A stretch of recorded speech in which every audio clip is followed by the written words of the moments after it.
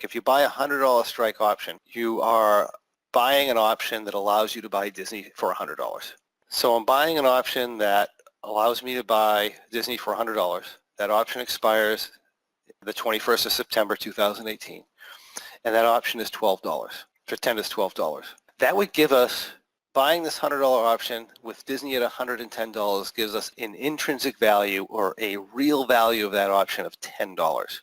And that's going to come from taking the asset price of 110, subtracting the strike price. Again, this is a call option. That's going to give us an intrinsic value of $10. What about the extra $2? Well, the extra $2 is something called extrinsic value. It's a time premium that's added on top of the actual value in the option that makes up the total price. So if our actual options price is $12 and we subtract our intrinsic value, which is the actual value of the option, that is $10, we have an extrinsic value of $2. So why is that $2 there?